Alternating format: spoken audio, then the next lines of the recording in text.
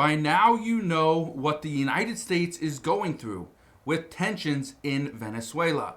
But did you know that tensions in the region are actually increasing?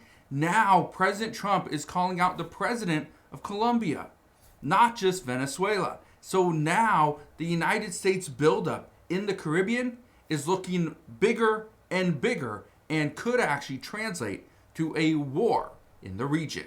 That's troubling. But we're going to go over what just happened over the past 48 hours and how this is escalating right before our very eyes. Look at this. It says Trump accelerates tensions with Venezuela and risk a longer, messier crisis. It says in the wake of the president authorizing the CIA to carry out covert operations and U.S. bombers flying near Venezuela's coast, two variables are crucial. What the United States is doing right now and what President Trump has said is that we need to put an end to the illegal drugs making their way into the United States. Okay. But at the same time, the United States continues this military buildup. Look at this. It says U.S. military buildup in Caribbean sees bombers, Marines, and warships converge near Venezuela. It says new counter-narcotics task force will coordinate air, maritime, and special operations missions. Okay. But here's where things get interesting. Venezuela is right next to Colombia.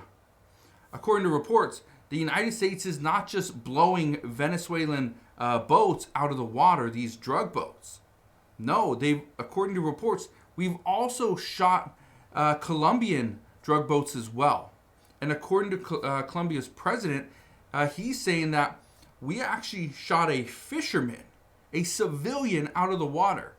But the Trump administration says, no, we didn't. Look at this, though. I want to play this clip for you. President Trump doubling down on his threat to Colombia. They make drugs.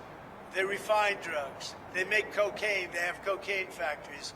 They have no fight against drugs. Trump vowing to cut off U.S. aid to the country, accusing Colombian President Gustavo Petro of being an illegal drug leader. The threat comes on the heels of controversial airstrikes on several alleged drug boats in the Caribbean, including this one. The 7 strikes so far, killing 32 alleged traffickers.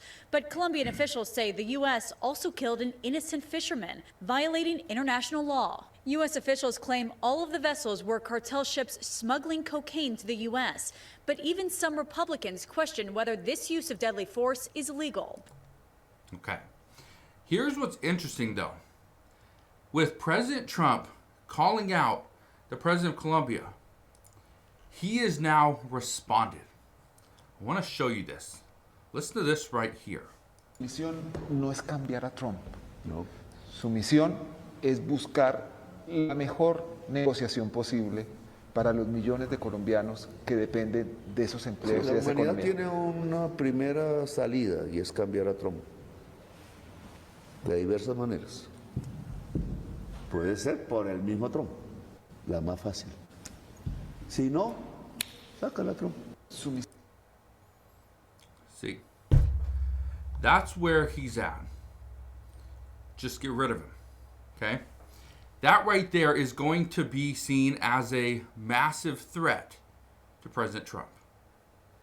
That if President Trump can't change, if people can't convince President Trump to change, just get rid of him.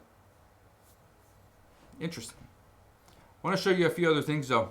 Okay? Look what happened. It says President Trump says U.S. will increase tariffs on Colombia as drug trade feud escalates.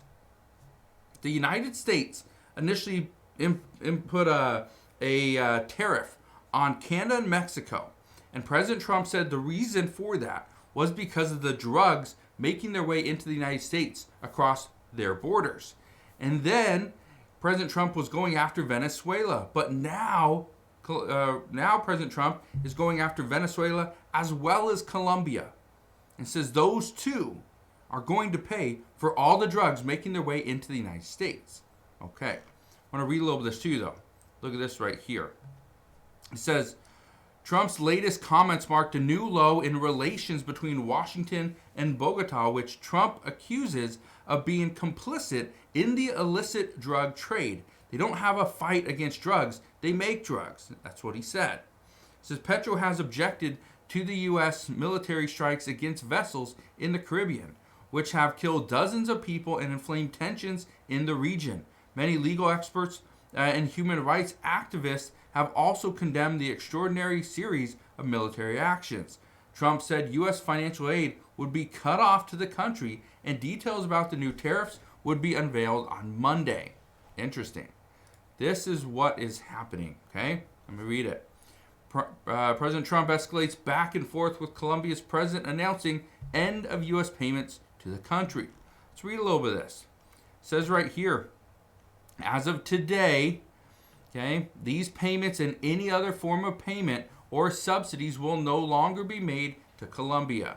The two leaders have clashed on the issues of migration and drug trafficking, especially as the U.S. conducts strikes on alleged drug boats in the Caribbean. It says the U.S. has provided about $210 million in assistance to Colombia this fiscal year, including about $31 million in agriculture support, according to data. It says it was not immediately clear which payments Trump was referring to on Sunday, but the U.S. is by far the largest funder of Colombia's security, providing billions of dollars every year. The Andean country had previously been Washington's most reliable ally in South America on national security and defense.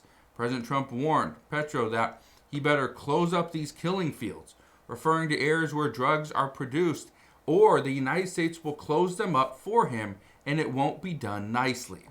Yeah.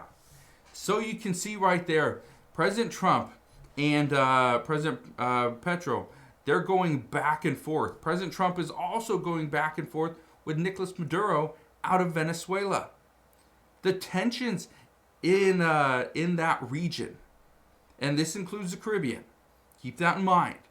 That's where all the drugs are headed. So according to President Trump, he's going to shut that down immediately. Now, here's where things could get interesting. Look at this right here. It says, what U.S. forces face as Venezuela puts Russian armed military on wartime alert. Right now, Venezuela and Colombia are on high alert because of the threats from President Trump. But some are speculating that this was the reason why President Trump and the Secretary of Defense, Pete Hegseth, why they brought in hundreds of admirals and generals from around the world to have this meeting or face-to-face kind of, hoorah, was to get them on board because they knew something else was brewing. And this could have been it. So, we're going to see what happens over the next several weeks, but according to reports that something with Venezuela was likely going to happen within the next 1 to 2 weeks. But as far as Colombia is concerned, that could be many months out. So again, right now, we're just seeing this start to unfold, but the expectation is it is coming.